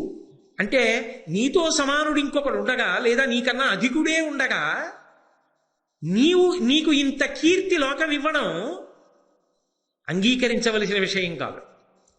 కానీ అర్జునుడు కోరి తెచ్చుకున్నది కాదు. ఆయన అస్త్ర విద్యా ప్రదర్శనం చేశాడంతే. మాత్సర్యంగా కర్ణుడు ఎందు మారిపోయింది. ఆ పరిస్థితులు అటువంటివి.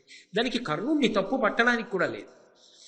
కాబట్టి మరి దుర్యోధనునికి ప్రీతియును చేసే తక్షణ మాత్రం దుర్యోధనుడికి మాత్రం గొప్ప సంతోషం వేసి. ఎందుకని? భక్తి అయిపోయింది స్థానం. అసలు ఇంకా కర్ణుడు బాణం వేయలేదు. ఇన్నాళ్ళకి అర్జునుణ్ణి ఎదిరించి నిలబడి ఇవి నే చేయలేనేమిట్రా అనేవాడు వచ్చాడ్రా, వీలాంటి వాడొకడు దొరుకుతాడా అని కదా చూస్తున్నా. భీష్మద్రోణులు ఉన్నా నాకు నమ్మకం లేదు. ఇప్పుడు దొరికాడు ఉన్నాడు. ఆ దుర్యోధనుడి మనసు పొంగిపోయి ఇప్పుడు ఆ కర్ణుడు జారిపోకుండా పట్టేసుకోవాలి. దుర్యోధనుడు పట్టేసుకున్నాడు అనుకోండి, కర్ణుడు దుర్యోధనుడి వైపు వెళ్ళిపోయాడు అనుకోండి, పాపం ఆయన జీవితం అపకీర్తి వైపుకి వెళ్ళిపోతుంది. ఇన్ని గుణములు ఉన్నవాడెంత, ఎంత శౌర్యం ఉన్నవాడైనా పాము పుట్ట చేరిపోయింది పొదలోకి. దుర్యోధనుడు సంతోషాన్ని పొందాడు. ఆయన కర్మ ఏమిటంటే అలా బారిపడకుండా ఆయన్ని కాపాడి రక్షించి ఆయనకి మంచి మాటలు చెప్పి ఇది ఇటు అది అటు అని చెప్పడానికి తల్లి సభలో ఉన్నా చెప్పదు, మా అబ్బాయిని చెప్పదు. ఒరే నాన్న, నువ్వు నా కొడుకువిరా, అటు వెళ్ళడం ఏమిటిరా బంగారు తండ్రి, ధర్మరాజు కన్నా పెద్దవాడివిరా అని ఆవిడ అందో. ఆవిడికి ఎప్పుడూ లోకభీతి. పొరపాటు చేసినప్పుడు పొరపాటు అయిపోయింది. అన్నీ తెలుసున్నవాడు ఆకాశంలో వెలుగుతున్నాడు, ఆయన చెప్పడు. లోకగతి అలాగే ఉంటుంది. పొరపాటు వరకే, తర్వాత ఎవరిదారి వాళ్ళదే. ఆయన చెప్పడు. తనంత తాను తెలుసుకోగలిగినంత పరిణితి కర్ణుడికి ఉందని ఆ వయసులో నిర్ధారణ చేయడం సాధ్యం కాదు. ఆయన ఒక క్లిష్టమైనటువంటి సన్నివేశంలో ఇరుక్కునున్నాడు ఇప్పుడు. దాన్ని నన్నయ్య గారు ఎంత అద్భుతంగా వర్ణించారో చూడండి. భావ ప్రకటనంతో వర్ణించారు. అర్జునుడికి కోపం, సిగ్గు, సభలో ఉన్న వాళ్ళకి ఆశ్చర్యం, దుర్యోధనుడికి ప్రీతి, మూడు కలిగేటట్టుగా. అంటే కర్ణుడి జీవితం ఇటు తిరిగిపోతోందన్నది అర్థమైపోవట్లా. ఏమైపోతుంది కర్ణుడి జీవితం అన్నది అర్థమైపోవట్లా. కాబట్టి అర్జునుణ్ణి ద్రోణాచార్యుల వారు అన్నారు, తప్పకుండా అది గురుహృదయం. నువ్వు నీ సమర్థతను వెల్లడి చేసుకోవడానికి, నీకున్న అస్త్ర విద్యా ప్రదర్శన నువ్వు చేయడానికి అభ్యంతరమే ఉంటుంది, చక్కగా చేయొచ్చు అని కర్ణుణ్ణి చూసి నువ్వు అస్త్ర విద్యనంతటినీ కూడా ప్రదర్శించవచ్చు అనగానే దుర్యోధనుడు లేచాడు.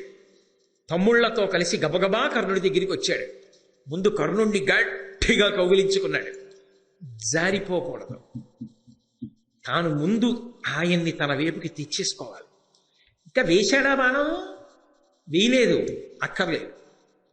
నమ్మకం వచ్చేసింది. ఎందుకని? అసలు ఆ రూపే చెప్పేసి, ఆ ధైర్యం చెప్పేసి, ఆ ఊపు చెప్పేసి చేసేస్తాడు. లేకపోతే ఇంతమంది మధ్యలో ఇలా మాట్లాడలేడు. ఇంకాసేపు అయితే ఏమవుతుందో అలా అవ్వకుండానే నేను నా వైపుకి తిప్పేసుకోవాలి. అందుకే లేచి వచ్చి కౌగిలించేసుకున్నాడు. అందులో దుర్మార్గుడు ఎవరైనా ఉంటే ప్రారంభం నుంచి దుర్యోధనుడే. తమ్ముళ్లతో వచ్చి కౌగిలించేసుకుని, నీవు నాకు మిత్రుడివి, నాకు నా బంధువులకు మేలు చేకూర్చి నాతో కలిసి రాజభోగాలను అనుభవించు అంటే ఏమిటి? పూర్ణ చేస్తున్నాడు. అర్జునుడు అంతఃపురంలో ఉన్నాడు, మాతో పాటు రాజభోగాలను అనుభవిస్తున్నాడు. నువ్వేం తక్కువ అర్జునుడి కన్నా, నువ్వు అంతఃపురంలో ఉండు నాతో. దుర్యోధనుడికి ఏదో ధైర్యం లేకుండా యుద్ధానికి ఎలా వెడతాడు? దుర్యోధనుడు యుద్ధానికి వెళ్ళకపోతే అధర్మాత్ములందరూ మడిసిపోవడం అన్నది ఎలా సాధ్యమవుతుంది? అసలు కృష్ణ పరమాత్మ యొక్క అవతార ప్రయోజనం ఎలా నెరవేరుతుంది? నరుడి యొక్క అవతారమైనటువంటి అర్జునుని యొక్క అవతార ప్రయోజనం ఎలా నెరవేరుతుంది? ఆ అవతార ప్రయోజనము నెరవేరాలి అంటే దుర్యోధనుడు కురుక్షేత్ర సంగ్రామానికి రావడంలో పూనికని పొంది తీరాలి. అలా పూనికని పొందాలి అంటే ఆయనకి ఒక గొప్ప గొప్ప నమ్మకస్తుడైనటువంటి స్నేహితుడు. ఆ స్నేహితుడు కూడా అర్జునుణ్ణి వధించగలడు అని ఆయనకి నమ్మకం ఉన్నటువంటి వాడు ఒకడు ఉండాలి. ఆ స్థానాన్ని మహాభారతంలో భర్తీ చేసిన వాడు కర్ణుడు. కర్ణుని యొక్క వ్యక్తిత్వం మహాద్భుతమైనటువంటి రీతిలో కొనసాగుతుంది. యథార్థమునకు కర్ణుడు లేకపోతే కురుక్షేత్ర యుద్ధం జరిగి ఉండేదా అన్న విషయాన్ని నిష్పక్షపాతంగా పరిశీలనం చేస్తే జరిగి ఉండేది కాదు అన్న విషయమే స్పష్టంగా గోచరమవుతుంది. అందుకే ఆ ధర్మ సంస్థాపన యందు భగవంతుని యొక్క వ్యూహమునందు ప్రణాళికా రచన యందు కర్ణుడు చాలా ప్రధానమైనటువంటి పాత్రని పోషించాడు. దుర్యోధనుడి యొక్క ఆశలన్నీ కర్ణుడి మీదే. ఎందుకనంటే భీముడికి సంబంధించినంత వరకు దుర్యోధనుడి నమ్మకం ఏమిటి అంటే తాను ప్రతిఘటించగలను అని. అందుకే నిరంతరం భీముడి మీద విజయం సాధించడం కోసం అనితర సాధ్యమైనటువంటి రీతిలో పరిశ్రమ చేస్తూ ఉండేవాడు. ఆ విషయాన్ని భీమ దుర్యోధనుల మధ్య జరుగుతున్నటువంటి గదాయుద్ధ సందర్భంలో సాక్షాత్తుగా కృష్ణ భగవానుడే అర్జునుడికి చెప్పినటువంటి విషయాన్ని నేను పూర్వం మహాభారతంలో శ్రీకృష్ణుడు అన్న విషయాన్ని పరిశీలన చేస్తున్నప్పుడు మీతో ఉటంకించడం జరిగింది. అందుకని ఆయన భీముణ్ణి నేను మట్టు పెట్టగలను అని ఒక ప్రధానమైన విశ్వాసాన్ని పొందాడు. కానీ అర్జునుడి విషయం దగ్గరికి వచ్చేటప్పటికీ అర్జునుణ్ణి మట్టు పెట్టగలిగినటువంటి గొప్ప యోధుడు తన వైపు ఒకడు ఉన్నాడు అన్న పరిపూర్ణమైన విశ్వాసము దుర్యోధనుడిలో లేదు. భీష్మద్రోణాదులు లేరా అంటే భీష్మద్రోణాదులు ఉన్నారు. కానీ వాళ్ళకి పాండవ పక్షపాతం ఉన్నది అని, వాళ్ళకి బంధు సంబంధమైనటువంటి ఆప్యాయత ఆ పాండవుల యందు ఎక్కువగా ఉన్నది అని ఒక కృతనిశ్చయం దుర్యోధనుడికి. అందుకే ఆయన అర్జునుణ్ణి సంహరించగలిగినటువంటి వీరుడు ఎవరైనా లభిస్తాడా, అలా లభించినట్లయితే నేను పాండవుల్ని మట్టు పెట్టడం చాలా తేలికవుతుంది. అలా అర్జునుణ్ణి సంహరించగలిగినటువంటి వీరుడు నాకు లభించనంత కాలం నేను చేసేటటువంటి పరిశ్రమ ఏదైనా కూడా పరిమితమైనటువంటి ప్రయోజనాన్ని ఇవ్వగలదు తప్ప పరిపూర్ణమైన ప్రయోజనమును ఇవ్వలేదు అనేటటువంటి లెక్క కట్టుకుని ఉన్నాడు. అటువంటి సమయంలో కురుక్షేత్ర సంగ్రామం జరిగి అందులో కర్ణుడు పడిపోయే పర్యంతము కూడా నిజానికి దుర్యోధనుడి యొక్క ఆశలన్నీ ఎవరి మీద ఉన్నాయి అంటే కర్ణుడి మీదే పెట్టుకున్నాడు. కర్ణుడు అర్జునుణ్ణి సంహరించగలడు, నేను భీముణ్ణి సంహరించగలను. ఇక మిగిలిన వారు పెద్ద విషయంలోకి రారు. వాళ్ళని కర్ణుడు చాలా తేలికగా సంహరిస్తాడు. కాబట్టి విజయము నాదే అనేటటువంటి పూనిక పొందాడు. కర్ణుడి దుర్యోధనుడి పక్కన లేకపోయినా, కర్ణ దుర్యోధనుల మధ్య అంత గొప్ప మైత్రి ఏర్పడకపోయినా, దుర్యోధనుడు కర్ణుడిని తిరుగులేని రీతిలో నమ్మడానికి కావలసినంత స్నేహాన్ని, అటువంటి స్నేహహస్తాన్ని కర్ణుడు అందించకపోయినా దుర్యోధనుడు యుద్ధానికి వెళ్ళి ఉండేవాడా అన్న విషయం కొంచెం అనుమానాస్పదమే. ఎందుకని అంటే అర్జునుడికి తగిన వీరుడు తన పక్షాన ఉన్నాడు అన్న ధైర్యం దుర్యోధనుడికి లేదు. కానీ కర్ణుడు పరిచయం అవడమే మహాభారత కథని ఒక పెనుమలుపు తిప్పింది. అయితే అసలు కర్ణుడు దుర్యోధనుడి వైపుకి ఎందుకు వెళ్ళాడు? దుర్యోధనుడికి సంబంధించినటువంటి బంధుత్వం ఉన్నవాడు కాడు. పాండవుల వైపు బంధుత్వము లేదని చెప్పడానికి వీల్లేదు. అసలు వాళ్ళు వచ్చిన అంశాలను పరిశీలనం చేస్తే నిజానికి తెలియకపోయినప్పటికీ కూడా ఒక రకంగా ధర్మరాజు గారికి సోదరుడే అవుతాడు కర్ణుడు. ఎందుచేత అంటే కర్ణుడు సూర్యుని యొక్క కుమారుడు, ధర్మరాజు గారు యమధర్మరాజు గారి యొక్క అంశతో వచ్చినవాడు.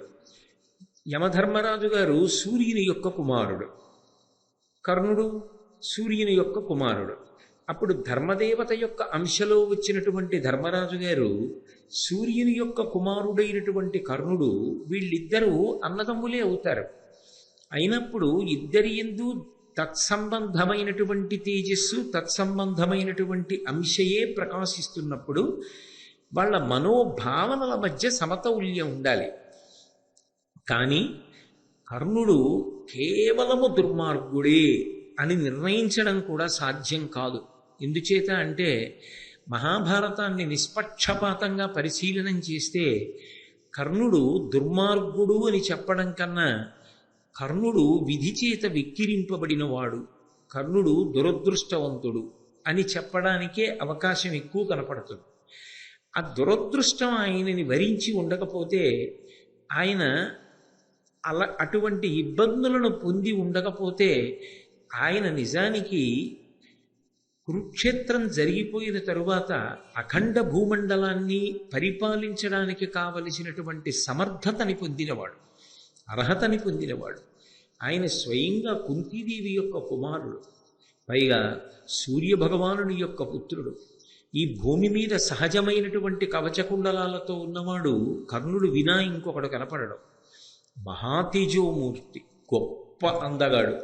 నిజంగా భారతాన్ని నేను 1కి 4 మాటలు అంటున్నాను, నిష్పక్షపాతంగా పరిశీలనం చేస్తే అర్జునుడి కన్నా కూడా చాలా అందగాడిగా కర్ణుడు కనపడతాడు మనకి. అటువంటి బంగారు కాంతితో సూర్యమండలం భూమి మీదకి దిగొచ్చిందా అన్నంత అందగాడు, అంతటి శౌర్యమూర్తి, అంతటి విలుకాడు, అంతటి ధనుర్ధరుడు, అంత గొప్ప పరాక్రమం కలిగినటువంటి వాడు, దానము చేసినటువంటి వాడు. ఆయన గురించి ప్రజలు ఆయన సుగుణముల గురించి మాట్లాడుకున్నారు అనడానికి మహాభారతంలో సాక్ష్యాలున్నాయి. అలాగే ఆయన మౌఢ్యంతో పాండవుల్ని ద్వేషించిన వాడు కాడు. ఆయనకి పాండవుల పట్ల కొంత ప్రేమ ఉన్నది అన్న విషయం కూడా మహాభారతాన్ని పరిశీలనం చేస్తే అర్థమవుతుంది. కుంతీదేవి వచ్చి ఒక క్లిష్టమైన సన్నివేశంలో నువ్వు నా కుమారుడివి అని అడిగితే, అర్జునుడు వినా మిగిలిన 4 నీ కుమారులు నాకు దొరికినప్పటికీ వాళ్ళని వధించకుండా విడిచిపెడతాను అని ప్రతిజ్ఞ చేసినటువంటి ఔదార్యం ఉన్నవాడు. ఆ మాతృప్రేమ లేదు అని చెప్పడం కూడా సాధ్యం కాదు. దుష్టచతుష్టయమునందు ఒకడుగా అపకీర్తిని పొందినప్పటికీ కేవలముగా పరమ దుర్మార్గమైనటువంటి లక్షణములే కలిగినవాడు అని చెప్పడం సాధ్యం కానీ కాదు. పైగా కొన్ని సందర్భాలని పరిశీలించినప్పుడు కర్ణుడి విషయంలో చదవడానికి బాధగా ఉంటుంది, చెప్పడానికి బాధగా ఉంటుంది, యథార్థానికి వినడానికి బాధగా ఉంటుంది. ఇది ఇలా ఎందుకు జరిగింది, ఇలా జరగకుండా ఉంటే ఎంత బాగుండేది అనిపిస్తుంది. కానీ ఒక్క విషయాన్ని జాగ్రత్తగా పరిశీలనం చేస్తే దాని వెనక దేవతల యొక్క వ్యూహము స్పష్టంగా కనపడుతూ ఉంటుంది. దుర్యోధనుడికి ఏదో ధైర్యం లేకుండా యుద్ధానికి ఎలా వెడతాడు? దుర్యోధనుడు యుద్ధానికి వెళ్ళకపోతే అధర్మాత్ములందరూ మడిసిపోవడం అన్నది ఎలా సాధ్యమవుతుంది? అసలు కృష్ణ పరమాత్మ యొక్క అవతార ప్రయోజనం ఎలా నెరవేరుతుంది? నరుడి యొక్క అవతారమైనటువంటి అర్జునుని యొక్క అవతార ప్రయోజనం ఎలా నెరవేరుతుంది? ఆ అవతార ప్రయోజనము నెరవేరాలి అంటే దుర్యోధనుడు కురుక్షేత్ర సంగ్రామానికి రావడంలో పూనికని పొంది తీరాలి. అలా పూనికని పొందాలి అంటే ఆయనకి ఒక గొప్ప నమ్మకస్తుడైనటువంటి స్నేహితుడు, ఆ స్నేహితుడు కూడా అర్జునుణ్ణి వధించగలడు అని ఆయనకి నమ్మకం ఉన్నటువంటి వాడు ఒకడు ఉండాలి. ఆ స్థానాన్ని మహాభారతంలో భర్తీ చేసిన వాడు కర్ణుడు. కర్ణుడు అలా భర్తీ చేసి ఉండకపోతే అసలు కురుక్షేత్ర సంగ్రామం జరిగేది కాదు. అందుకే నిజానికి ఇద్దరూ సూర్య సంబంధం ఉన్నవారే, ధర్మరాజు గారు కానీ కర్ణుడు కానీ. ఇందాకనే చెప్పాను, సూర్యుడి కొడుకు ధర్మరాజు, యమధర్మరాజు, ఆయన అంశలో వచ్చిన వాడే ధర్మరాజు గారు, సూర్యుని యొక్క కుమారుడే కర్ణుడు. అయినప్పుడు ఇద్దరూ సూర్యాంశ సంభవులు అయిన ఇద్దరూ వైరిపక్షాల్లో నిలబడవలసి వచ్చింది. కానీ కర్ణుడి యొక్క జీవితాన్ని పరిశీలనం చెయ్యడం మహాభారతంలో అద్భుతమైనటువంటి విషయాలు కొన్ని అవగతమవుతాయి. మనిషి ఏ ఒక్క దుర్గుణం చాలా దారుణంగా జారిపోయేటట్టు చేస్తుంది అర్థమవుతుంది. మనిషిలో ఎన్ని సద్గుణాలున్నా, ఎంత గొప్పవాడైనా పుట్టుకతోనే ఎంతటి శౌర్యమో పరాక్రమము ఉన్నవాడైనా ఆయన చెయ్యని తప్పుకి, ఎవరో చేసిన తప్పుకి ఒక్కొక్కసారి వ్యక్తుల జీవితాలు ఎంత దారుణమైన స్థితి వైపుకి తిరిగిపోతాయి అన్నవి పరిశీలనం చేస్తే కర్ణుడిలా